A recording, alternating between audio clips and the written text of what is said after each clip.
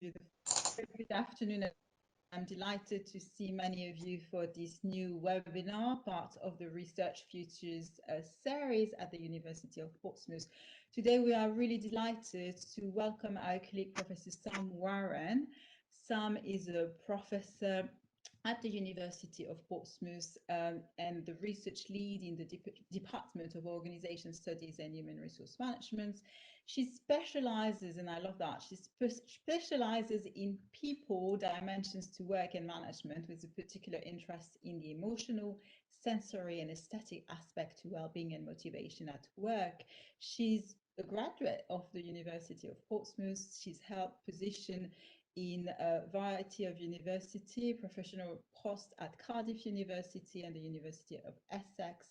And she has also held research grants for a number of very prestigious organizations, AHRC, British Academy, and currently she's going to talk about that. She's a Levelhulme Trust Fellow. So without further ado, Sam, I'd like to give you the floor on this really interesting presentation.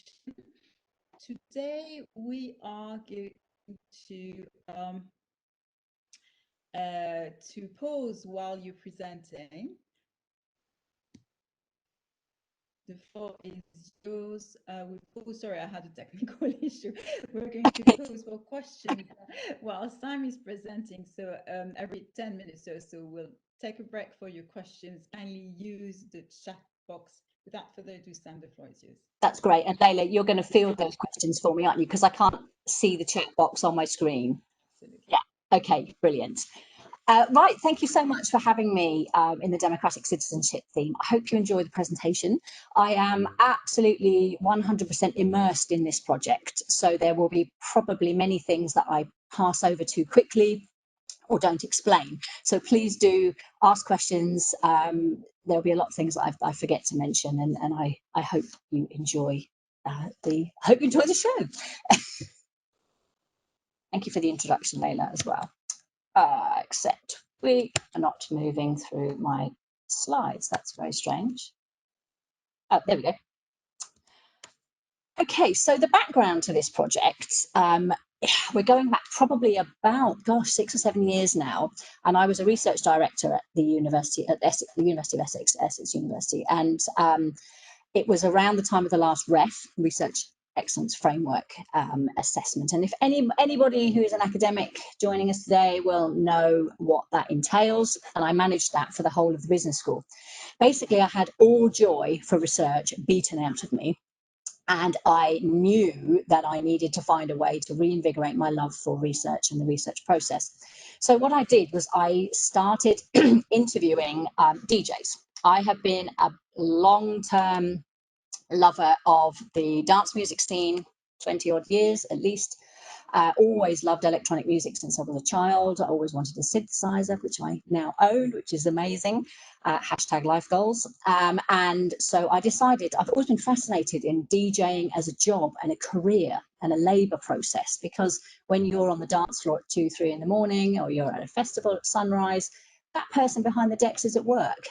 They may not look like they're at work, but they are. So I was interested in all the different dynamics that might involve.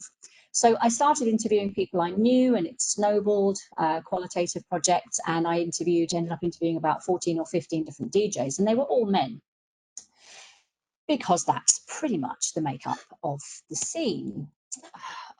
So yeah, I started interviewing DJs. I gave a presentation at the SCOS conference, which is an organisation studies conference, in 2014, and I very glibly said, yes, my sample is all men, but that's representative of the scene, blah, blah, blah, blah, blah. And of course, quite rightly, somebody in the audience picked me up on that and said, don't you think that's a bit interesting? And I was like, I'm not going near gender. I don't do gender. I'm not a gender studies person. Go away. I'm not answering the question, or words to that effect. But obviously the seed was sown. And around the same time, I started to teach myself to DJ, inspired by the guys that I'd been talking to. And as soon as I started learning to DJ, it became personal. And I felt as if the scales had fallen from my eyes. And I was like, where are all the women? every single DJ I love, I follow. All the music I had on my computer from tracks were from men. And I thought this was fascinating. So one of the things I learned from doing the kind of pilot study, if you like, with the guys was that in an age of increasing digitalization of music, and particularly dance music, which has always been made, is always electronic in nature, it can now be made on your laptop, literally, with a piece of software that costs less than £100 or is free if you rip it and crack it and get it from the legal site. It's incredibly, it's not easy to make good dance music, but it is possible for anybody to have a go. So this idea of technological, I can never say this, democratization is something that has meant that it's no longer enough to just be a good DJ. You've got to actually make the music yourself. So this is a radical shift in skill sets for DJs, and it's a fascinating topic in its own right. But what it led me to explore was that all the male DJs I interviewed also produced their own tracks, pretty much all of them did. And yet the women DJs I was finding didn't seem to be producing their own music, and I thought that was really interesting. And so that's where the project came from. And the music scene, the electronic music scene, is heavily male dominated. And when I say male dominated, it's cisgendered, white, middle class, generally across most electronic music genres. So that's just a little bit of background to the project and why I was interested in exploring the issues that I am. Now, that picture there was taken at the Amsterdam Dance Event, which is the largest global dance industry conference. That gives you a little bit of an idea. This is just a snap of a typical audience at one of the presentations. There's not a single woman in that picture. So, you know, just in case you didn't believe me, it's very, very white male dominated. So why are there so few non-male music producers? Because my definition of women producers is inclusive, female, female identifying, trans, non-binary and gender expansive, but that's a long mouthful. So actually non-male is quite, is the shorthand. And I was absolutely over the moon to be awarded a Leverhulme Trust Fellowship, as Layla said in my introduction, and that commenced last June. So I've been doing this just over a year. And it was just a wonderful, wonderful stamp of validation that looking at this issue was something that was worthwhile, worth funding. And I was in that round of about 50 awards that were given. I was only, there were only 2 post-92 institutions, which made me feel very proud as well. Okay, so why is this useful or interesting or important? This, if anyone knows me, knows that this is my favourite question to level at any research project. So what? Well, first of all, there is a social justice issue here. If we have unequal access to creative and fulfilling occupations, you know, isn't that a cornerstone of democratic citizenship? If 50% of the population effectively don't engage in something that they, you know, would love to do, then that's a, you know, a social justice issue. And here we have yet another area of white male cultural appropriation, you know, over the years. And so projects like this simply redress the balance and draw attention to these facts so that the industry itself can decide what it does about that. Some of the terms I've heard in the research: sausage fest behind the decks, bro culture, and this is from men as well. You know, it's just simply, you know, it's very laddish, bordering on toxic masculinity, and definitely leads to cultures of misogyny and can be a breeding ground for sexual harassment, as we've seen in the recent tragic case of Eric Murillo, who was a known serial sex offender within the industry, and it all came to light, and then he took his own life. So the electronic music industry has now set off, with DJ Rebecca, has set off their own Me Too for the music campaign as a result of this. So there are really serious implications of just not having that many women making electronic music. And I also think, and this is how I got the funding, because this project taps into a wider agenda, that women are often positioned as passive consumers of cultural products, of technology, of all, you know, of life really, and are rarely seen as skilled, technologically savvy producers of culture. And so this is just yet one more example of that. And the project itself is Women, Technology and Cultural Production. So it is, this is, as I'll say in a moment, an extreme case study of one industry that I'm exploring to throw some of the issues into relief that on a broader canvas. Some more rationales. Actually, it's very hard to come across decent statistics on this because a lot of music is produced DIY bedroom producers like myself, and it's very hard. There are thousands and thousands of independent labels, all sorts of different ways of classifying music producers. But generally speaking, estimates are between 2 and 10% at most of music in electronic genres is produced by women. And as I've already said, if music production is the modern DJ's reputational capital, then we are going to see even less women being booked for the festivals, because the festival bookers and the talent buyers are after artists and not just DJs. So we see a sort of downward spiral here. If the women aren't producing the music, they're not going to get booked on the lineups. And yet everything in the industry to date seems to be focused on this 50-50, getting 50% women and men on the lineups. You've probably seen that in the general news and the general press. Very, very low numbers of women performers, although it is getting better. This is the latest survey from Female Pressure, who are a German-based group of women, a female collective, DJ and music collective, and they run a facts, they call it facts survey every 3 years, I think, 2 or 3 years, and this was this year. So you can still see there the big red chunk that looks like a Pac-Man. 70% of the acts at electronic festivals are men. So electronic music, I think, is a very good case study to study the potential dynamics of women, technology and cultural production, because it is entirely technology dependent.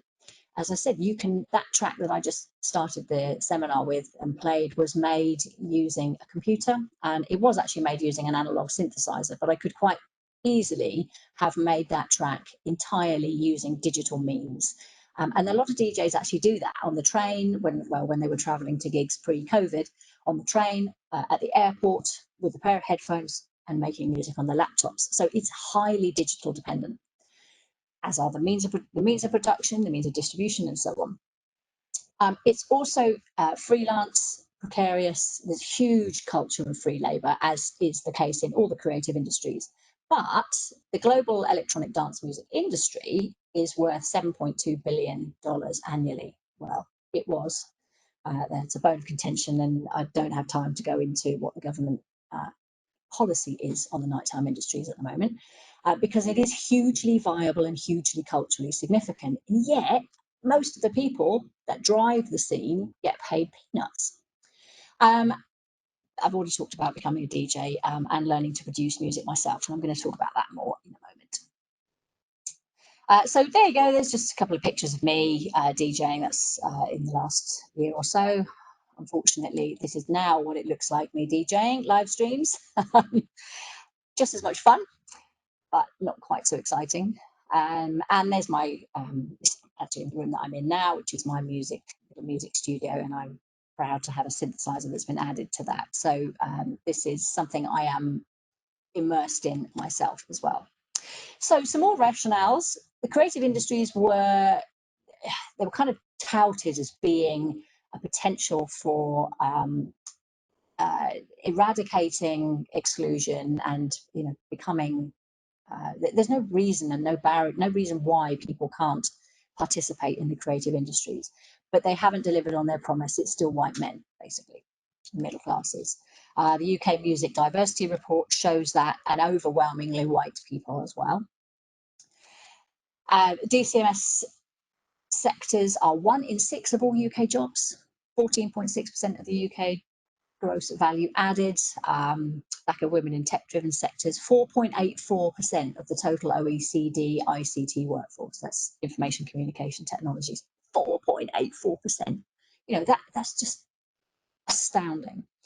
90% of students on music tech degrees are male. I'm trying to get more up-to-date statistics on this through HISA, but I've got to pay, so I'm going to have to tap up some budget holders because they want about 1,500 quid to run a bespoke report, because it's interesting. If you study music, if you look at music degrees, then that incorporates classical music and all sorts of other things. But it's the music tech degrees. And in 2015, when Bourne and Devine got their data, 90% of them were men. And I don't think much has changed. And also, there's a huge gender pay gap in the music industry with an average of 38.7%. Okay, so project aims then. I am identifying and examining reasons for persistently low levels of female participation in technology-driven cultural production. Why have digital technologies not dissolved gender divides? In a more practical sense, I'm going to be identifying and sharing best practice strategies, which I'm already doing, used by successful artists to improve the incidence and or visibility of women in the scenes. And that's kind of following my belief that we need to be positive about these things. So rather than asking people, why don't you produce music? I am seeking out the women who are producing music and talking to them about the challenges they face and their success strategies. And rather grandly and somewhat worryingly, I have committed to the Leverhulme to extend theoretical models of cultural production and creative industry by employing a novel perspective, which is sensitive to the gender technology nexus. So if anybody's got any ideas about what that actually means, they could perhaps submit that in the chat box. I've recruited people all over the place, mainly electronically through social media, but I've also given out these postcards at all sorts of events. And I just give them a little blurb and say, do you want to get involved? And what I'm doing in terms of methodology, how I'm actually doing the research, is semi-structured interviews, some of which I'm making into publicly available radio shows. So the semi-structured interviews, they last anywhere between an hour and 2 hours, and I'm generating, as it says there, qualitative insights into career history, biography, strategies and challenges, and basically questioning them about how it is to be a woman in such a male-dominated scene, and all sorts of related conversations. Being semi-structured, they do go all over the place and have been absolutely fascinating. The radio shows, I did perhaps 1 or 2 interviews before I got the Leverhulme Fellowship. I was just starting to do the interviews just as and when I got the opportunity. And I very quickly realised how amazing these stories are. I mean, these women's stories are, if you're interested in the scene, they are so inspirational. I mean, I come out of every single interview thinking, yes, I want to do this for a living, you know, very difficult to make a living doing it. But I felt like, gosh, this stuff is just going to sit on my hard drive. These stories need to be told. So I partnered with Sisu. Actually, I'll come back to that in a second, who are a DJ collective who are pretty much based in London, but have operations all over the world, to put out radio shows once a month. And I basically do 2 interviews. So I do a public interview with the producer, which we edit up into the radio show. And then there's a sort of a second off the record, if you like, interview, which is entirely anonymous, where they talk about things they wouldn't want to make public.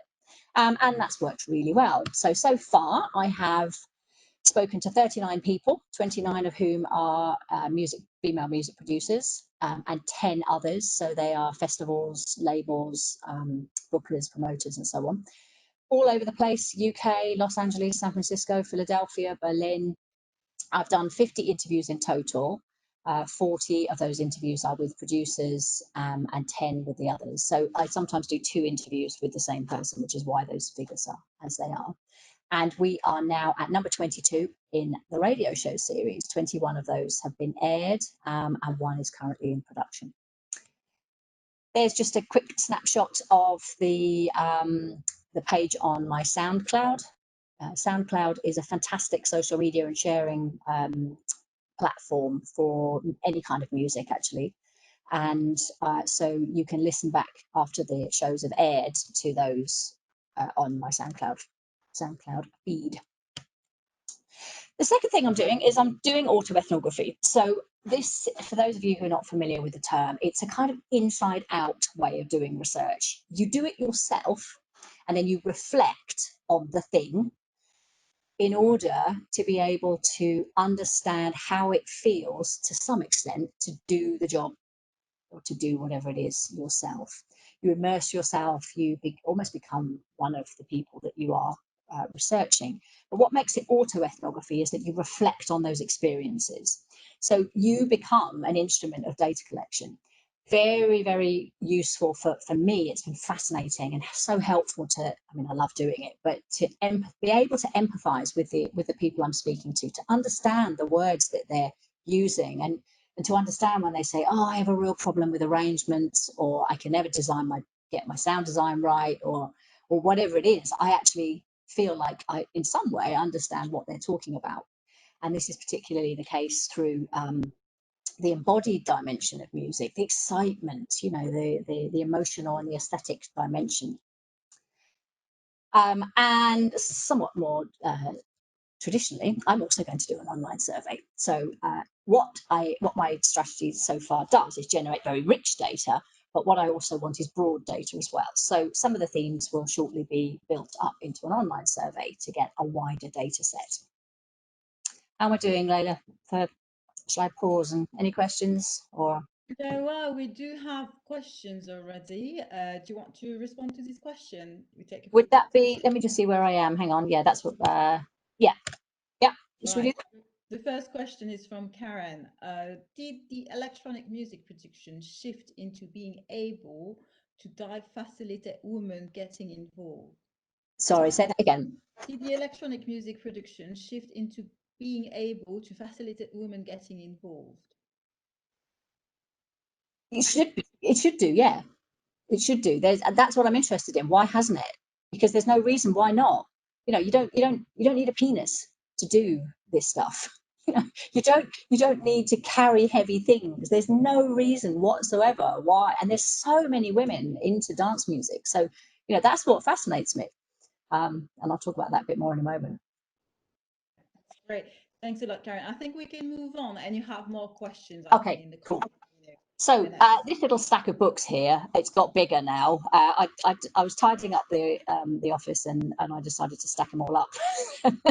So in terms of analysing the data, I am doing various different things. So starting with the autoethnography, I am journaling. So I'm writing lots of reflections and I am using an embodied critical incident technique to write those up. And what that means is something that is deeply emotionally and viscerally moving for me, I'm using as a starting point for that reflection. So to give you an example, and I'm also doing that. I'm doing that through collage. Now, Layla mentioned at the beginning that my bag to date has been the aesthetics of organisation and methodological approaches using the arts have been a big part of that, particularly visual methodologies. So to do something arty and visual around the reflection is second nature for me. So what I've been doing is doing collaging, and I've just got a couple of pictures. In fact, I could actually show you because I've got it here. But and what I do with these is I have a box of newspaper clippings that I keep in a box, and I draw them out.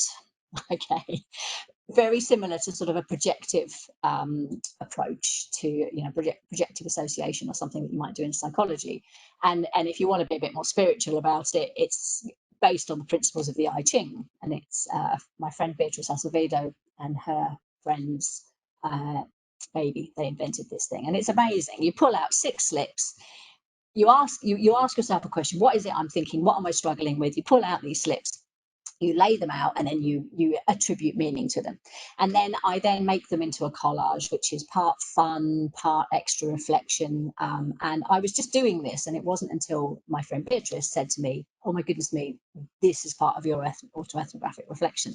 So this particular one was around, I asked what direction my music making might take and what place it might have in my life.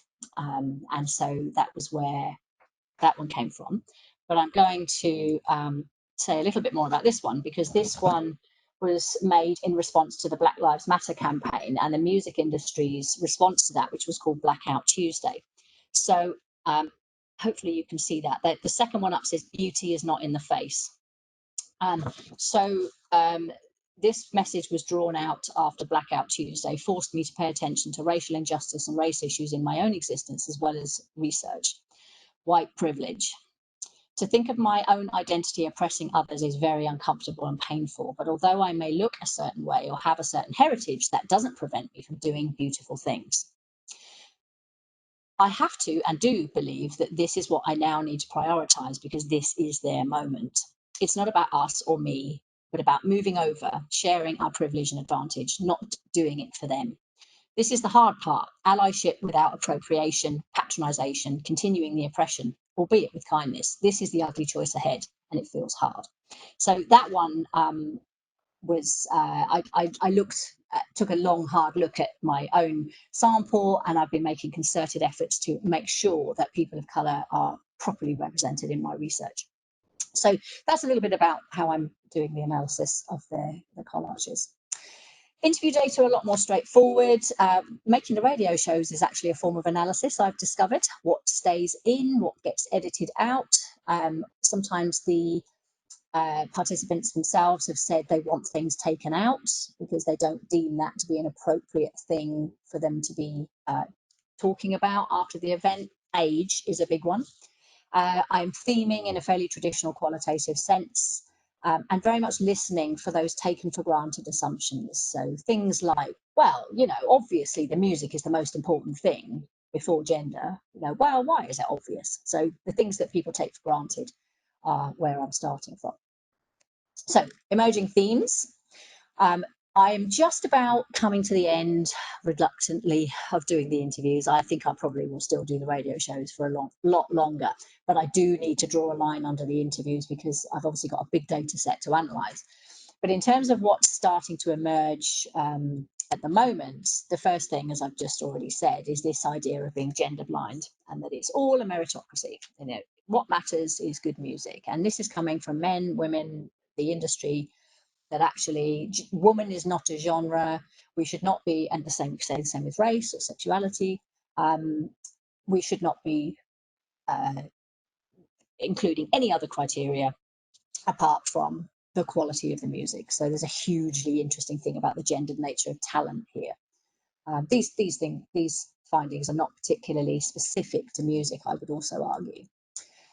The idea of the quality of the music versus filling quotas. I said at the beginning that the music industry has a big push towards 50-50 representation, and a lot of the women I've spoken to don't really want that. They're like, I don't want to be booked just because I'm a woman. And yet I also had somebody, this quote is taken from her, would I mind being booked for being a woman? I don't care. So what? I'm just going to get out there and blow them away, because her feeling was, yeah, she'd been chosen especially because she was a woman, but that wasn't insulting. She must be a reasonable DJ to have been booked. And then she had the opportunity to really change people's perceptions. And she's a force of nature, this one. But it was an interesting take on that. The gender and age intersection is huge. A lot of the people I've spoken to are in their 30s, and the music industry is not a favourable place for older women. Older men seem to be fine. So yeah, I've been asked to edit out. People have said, oh no, could you edit that out? I've mentioned my age. Some people have spoken about it in the public parts, but most people are happy to talk about that. And motherhood as well is another issue that they only really want to talk about privately. This is another massive one. This is particularly coming from the labels and the industry and the gatekeepers. You know, these girls haven't got enough confidence. You know, they kind of blame the woman approach. You know, they just need to put themselves out there. They just need to do it. And I've been thinking about this a lot because it's easy to put yourself out there if you are amongst friends or even amongst people like yourself. It's very difficult to put yourself out there when the minute you post an online video, you get revolting, misogynist, sexist, and vile trolling. You know, yes, men get nasty comments, but it's unbelievable. Hundreds and hundreds of comments picking women apart. And it happens all the time. And so we have this horrible cycle where women are afraid to put their content out there because they don't want to be savaged. And I believe the industry has a bigger role to play in this, which I'll talk about briefly in a moment. The everyday sexism is huge.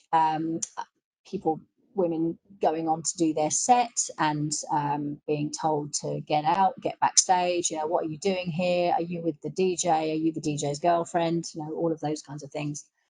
This particular woman who said she was asked to leave the stage, she was actually removed from the stage by security. And she said it wasn't just because she was a woman, it's because she was of a particular ethnicity and also because she is a larger woman.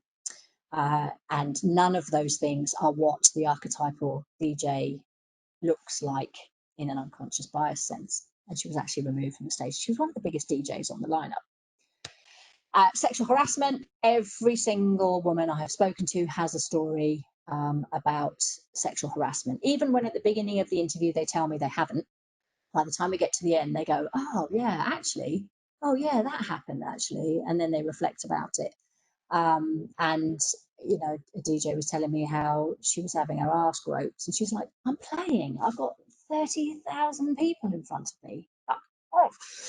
So, you know, it's a big issue because then she's got to carry on as if that's perfectly okay and nothing's happening. The other thing that's quite interesting is my own feelings about how I have felt the patriarchy is embodied within me. Because when I started this project, I was absolutely terrified of doing research on gender in a male-dominated environment. I was very, very scared to speak out, and I don't have time to go into the details here, but I have had a couple of situations where I've put my head above the parapet on social media and been annihilated, basically, and it's been still get emotional talking about it. It's been very, very difficult to deal with. And thank goodness for the support of all the amazing women's networks that I've had. But what I feel is the fact that I was so terrified to post my first blog post about women in the music industry, or lack of women in the music industry. It was a colleague of mine, we were having a conversation and she said, well, that's how the patriarchy works, right? It makes you too scared to speak out. It makes it, you don't want to rock the boat. You don't want to, oh, I don't want to upset the boys. So that's been a really big reflection for me. And I think something that is hugely relevant because I think a lot of women share that experience. The other thing is it's kind of like an assumption that music production is just not a girl thing. You know, girls don't sit for hours and hours in front of the screen working on one 8-bar loop of music. You know, girls are not brought up playing computer games, video games, and so on. It's just, why would girls want to do that? And that's, again, something coming from the women as well. Because the technology is so masculine. Somebody said to me, why is it always black? It isn't always black, but, you know, male technology. You don't look at a recording studio and go, oh, there's a feminine space, for example. But what is interesting is almost probably at least 2/3 of the women I've spoken to would describe themselves as tomboys. That's not a very politically appropriate term anymore, but, you know, would have considered themselves to have had a male masculine trajectory, being one of the lads as they grew up. So I think that's something that's quite interesting, that you can be a woman in this scene, but actually you have to act like a guy to succeed. So there's just some of the emerging themes. The data is enormous. I could be writing things forever based on the data set, I think.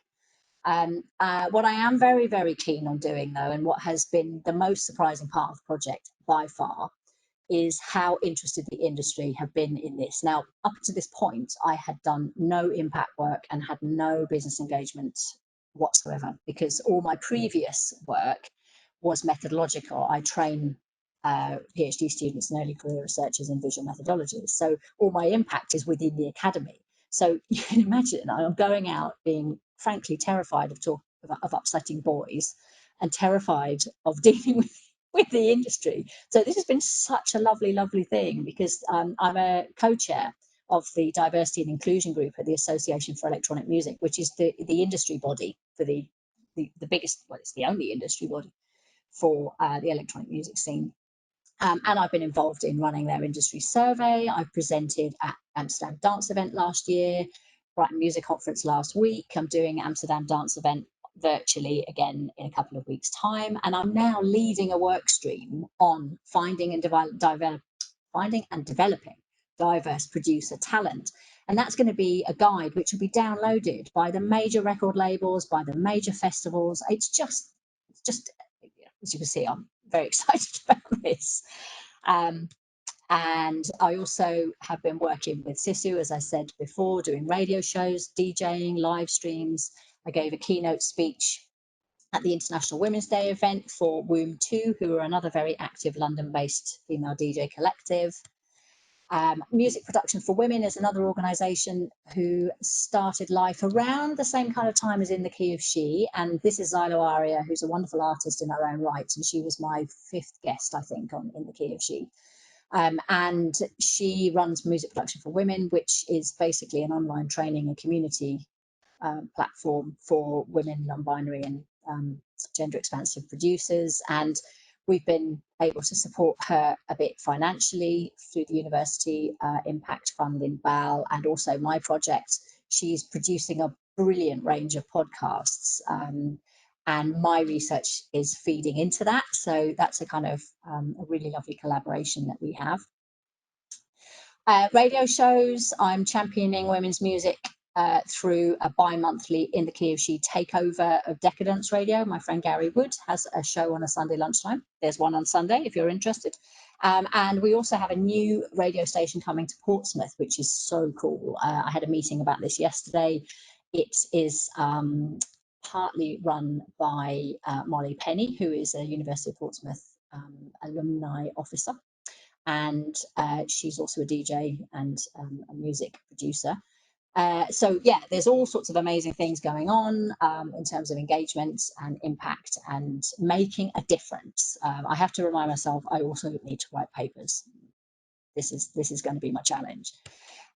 Collaborating with CCI, with Claire Bailey-Ross in creative technologies and music production for women. We put in a British Council bid for collaboration with music production for women and our CCI students to produce some music and a digital event and performance. We'll find out whether we got that in a couple of weeks' time, hopefully. And we're also working on an AHRC networking grant, which is taking this research beyond music and into creative industries and helping minority students become professionals across the creative industries. I have done some outputs so far, but again, mainly kind of industry focused. I've got a forthcoming piece in the journal Dance Cult, which is the Journal of Electronic Dance Music Culture, and various manuscripts in preparation with colleagues. I've also got a piece in Mix Mag, which, if anyone knows electronic music, Mix Mag is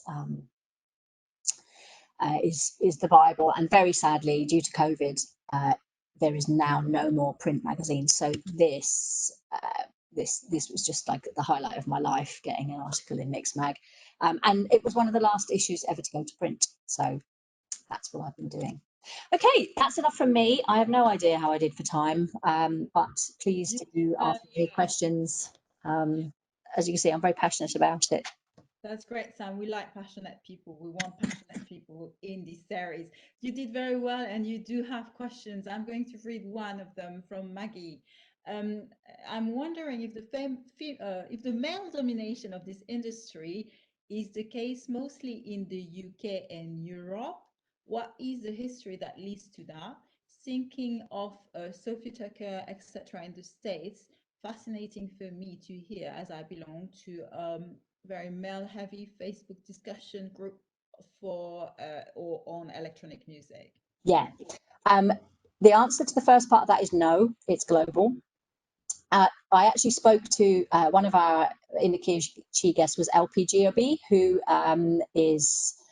works very closely with Sophie Tucker. But I don't think the situation is any better in the States. I think that they just have some more high-profile artists. The history that leads to it is that's an interesting one, and I think it is pretty much to do with the tech.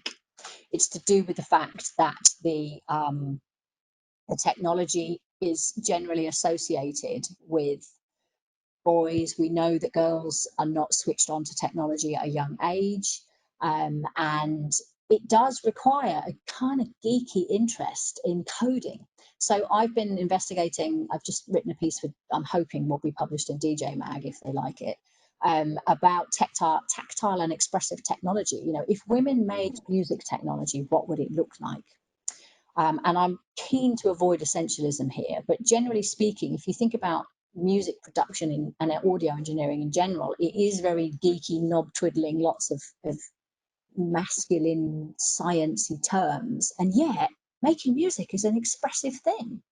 You know, it's why does it need to be like that? So I'm not sure if that really answers the question, but it certainly isn't just UK and Europe.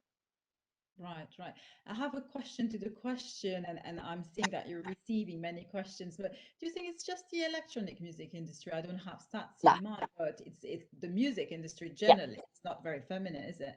Yeah, absolutely. That statistic of 2% of women are producers comes from is not actually specifically electronic music. It comes from the Annenberg Inclusion Initiative, which is in Los Angeles, and it is based on a rolling 6-year analysis of the 600 top songs in the Billboard chart. So it's actually pop music. There tiny numbers of women are nominated for awards. Absolutely, it's across the music industry. The reason I'm interested in the electronic music industry is because I'm interested in this technology angle, and it seemed to me to be the most obvious place, plus the fact it's my genre. Surely, surely. You have another question from Claudia, and I know Claudia is working on music. She's interested in music in particular. Did you find that more underground scenes tend to be more diverse? Interestingly, I just Google electronic music producers, and all the top names Google shows are male, but I can think of many new female identifying producers active right now. Yeah. Kelly Lee Owen, Sophie, Bless, Madonna, etc. Maybe it's harder to get into the mainstream. Yeah, there's a lot of really important points there. It's worse at underground level. Can you believe that? And when I mentioned the issue where I got completely annihilated on social media, was a small underground festival that is a very diverse and inclusive community of clubbers, and had, oh gosh, less than 5% of their lineup wasn't white boys with beards. So I think we're not actually doing enough, because it tends to be quite a sort of clubby, cliquey thing. You know, if it's unusual for a girl to want to DJ and produce music, she's got to then break into the the bro culture and the boys club and all of that stuff.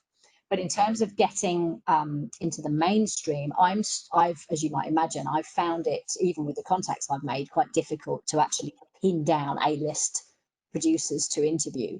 But once you get into the mainstream, you are a commercial product. And it very much becomes about ticket sales. It becomes less and less and less about the music, no matter what the industry says. So the commercial imperative, as you would expect at the underground level, is almost no commercial imperative. People, almost all underground producers have day jobs. Very few of them make a living out of music, and none of them make a living solely out of their music production and gigs. They all have other musical things that they do that they earn money, like teaching and so on. But the further up you go, once you start getting a manager and an agent, it's a business. It's not actually about the music. So I don't know whether that answers your question, Claudia, but the really big name women, particularly in the techno scene, are commanding really, really high fees. I mean, whether we really don't know what's going to happen after COVID. There's a lot of talk about the industry having a reset, because these, bit like football, these fees were unsustainable. And it's meaning that the smaller festivals can't afford to book the women who are scarce, and therefore their agents are hiking their fees up. I see Claudia is here. Claudia, do you want to add up to your question, or are you happy with the answer? You're muted. You have to mute yourself, Claudia. Yeah. Sorry. Thank you for the answer. I found that really interesting, actually, that obviously some of the names that I mentioned are not really underground. They're kind of like somewhere in between. They're not as big as like people like Skrillex or Tiesto or whatever, but they are somewhere in between. They are booked by bigger festivals, but they're still maybe not known to the mainstream. I find that really interesting that it's actually the opposite. Once you get to a certain Yeah, because I think the industry, the mainstream, has realised that women are marketable. You know, again, you know, I don't know how I feel about that. It's kind of, well, at least it gets more diverse lineups, even if their motives perhaps aren't that great. But it's if you're a promoter in a festival, you have to tread that balance between selling tickets, but also, I believe, they have a cultural responsibility as well. And a lot of venues do feel like this. You know, they want to know how to do it, and are a bit ashamed of asking. You know, I've had emails from record labels saying, "Could you help us?" Don't tell anyone. Yeah, I think that's really interesting because I went to a festival last year, Primavera Sound in Barcelona. Yeah, and so they had I think it was the first time that they had a 50-50 split lineup.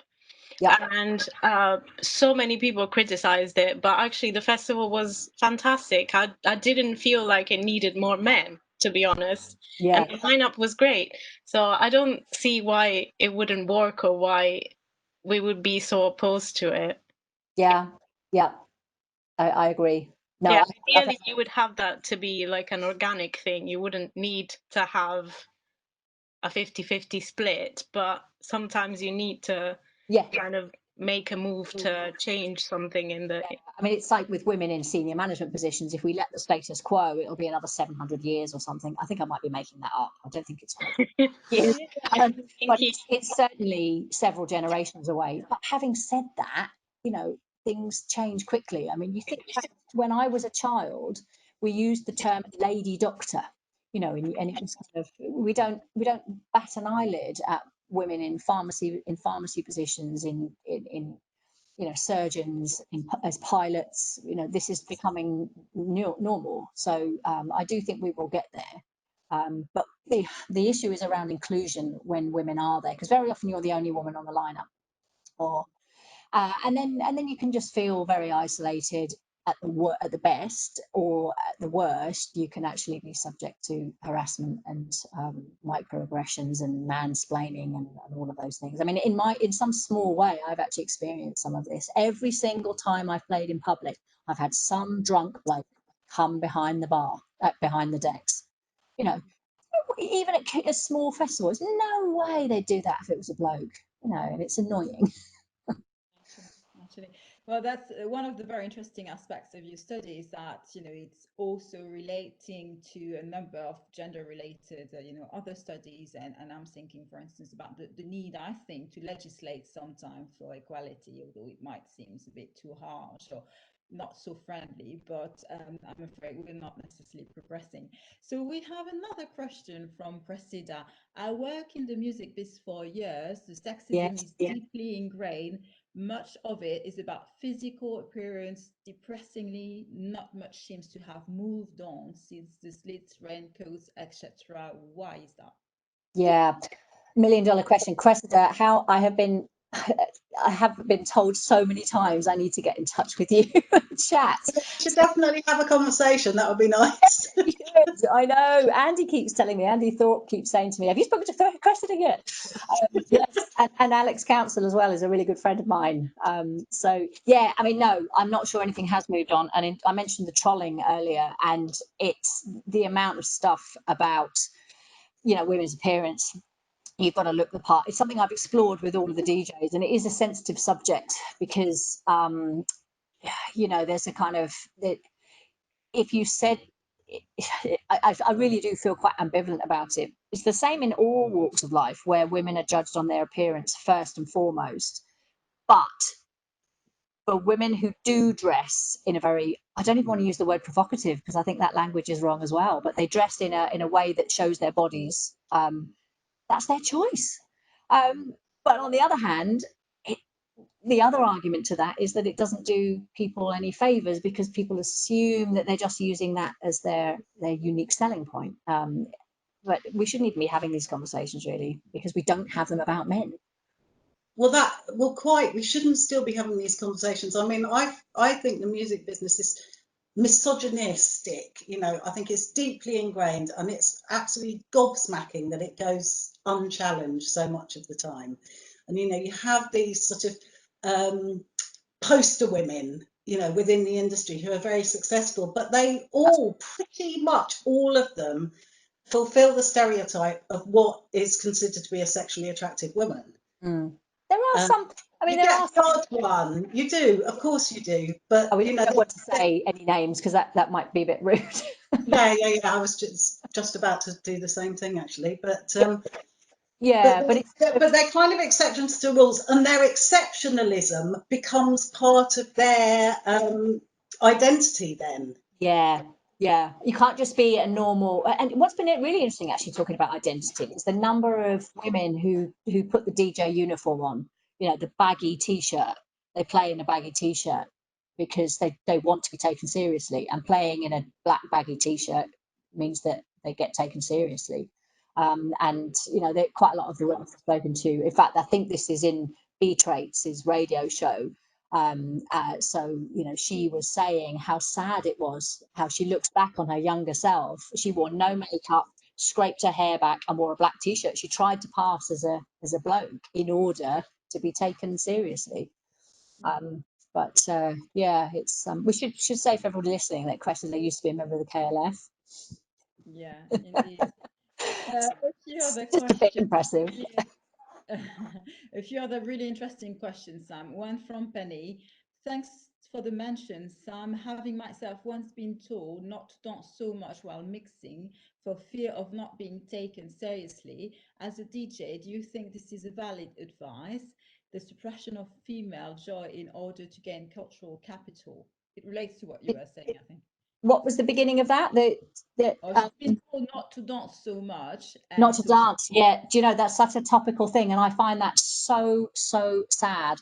There was a video on Beatport Facebook page of Beck doing a 2-minute studio session on her drum machine, and she's bouncing around having a great time, and she just got there were when I looked at the feed last, there were 459 comments, and only one of them was a positive one. I mean, no matter what you thought about the music she was producing, it was all about bouncing around, you know, with the sexualized comments about why she was bouncing up and down.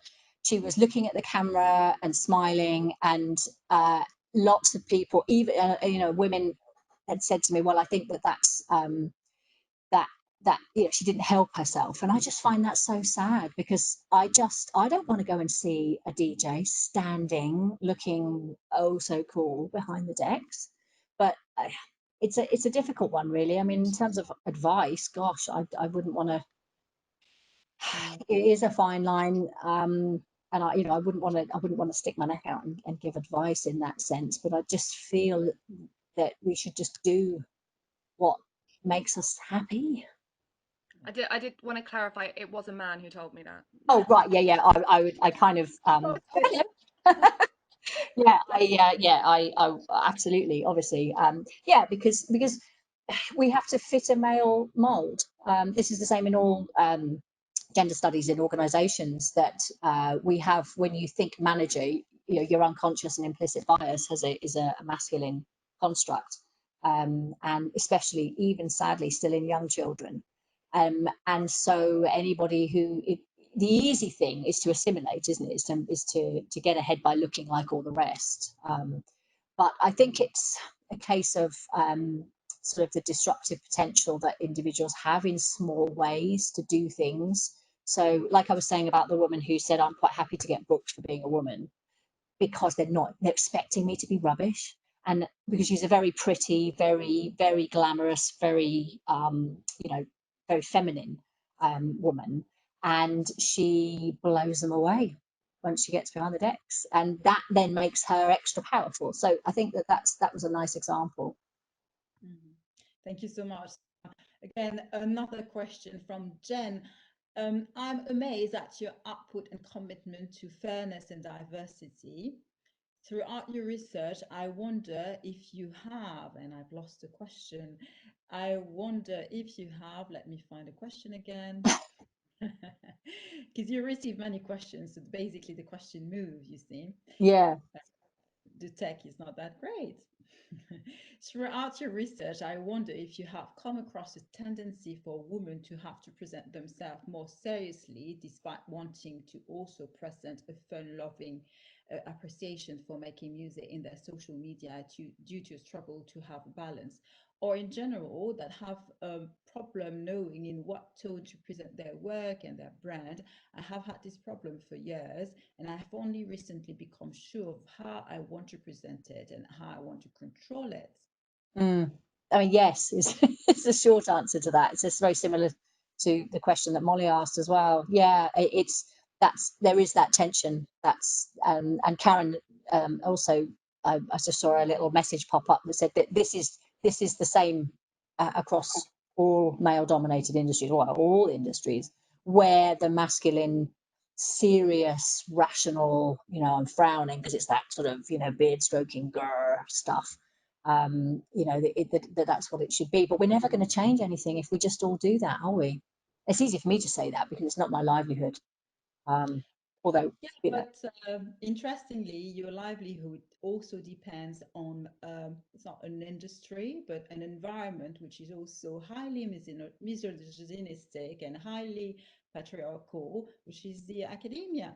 Yeah, I think only 10% of business school professors are women still. Exactly. Something like that. Yeah, it's funny, isn't it? Because I've made a very successful career doing things which a lot of people consider to be frivolous and trivial subjects. And I think in a way that does speak a little bit to this issue, because I do it, I like to think, very well. I get published in good quality journals, and I put forward a compelling argument for why this stuff is worth doing.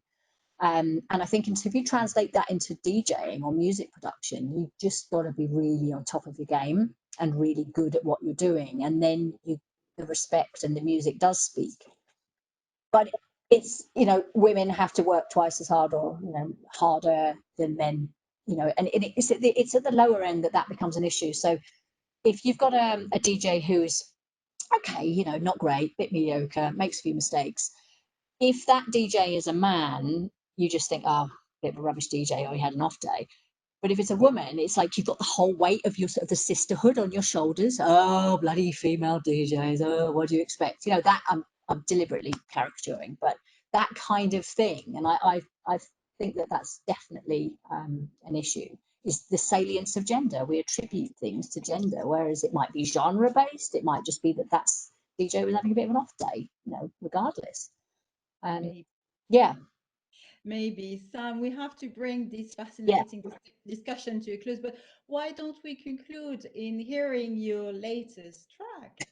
Oh, do you want me to put it on again? The speakers have gone off now. Hang on a minute. So while Sam is putting on the track, I'd like to thank everyone, and in particular my team, her, Claudia, also Gloria and Olga, for the support. I'll see you next week for another really interesting webinar on artificial intelligence, so a lot of tech. And this is going to be given by our colleague Adrian Good, who's the professor and theme director for emerging technology. Thank you so much, Sam. We are concluding this webinar in listening to. My speakers are playing up. I don't know if we... I know I shouldn't do that. And because I see a number of questions, we always record our webinars, and they are available on the website of the University of Portsmouth under the banner Research Futures. And you just have the link here. Oh, come on. No, it's not going to let me. For some reason, my speakers are not. So you tried shutting the computer. Never mind. You'll be able to hear it at some point soon. We will. And I'm sure people are going to follow you. You're quite present, social media, Instagram. We see your website. We see all the references. So a bit of suspense. Interestingly, I haven't actually put my university webpage on there. So remember what I said about going native? But there is a university logo, so we're all good. Yes, I did put the university logo on there. Yeah. Thank you so much, everybody. I hope you enjoyed that. And it's such a shame. This is the first online seminar I've done, and it feels really weird to just be sitting here chatting to my computer as opposed to being in a seminar room and getting the interaction. So I hope you enjoyed it. We did enjoy it very much, and we can't wait. You know, we're looking through it for the real word again, but we have that, it's recorded, and it's going to be on the website of the university. Thank you so much again, Sam, and see you all very soon. Okay, thanks. Bye-bye. I can't know.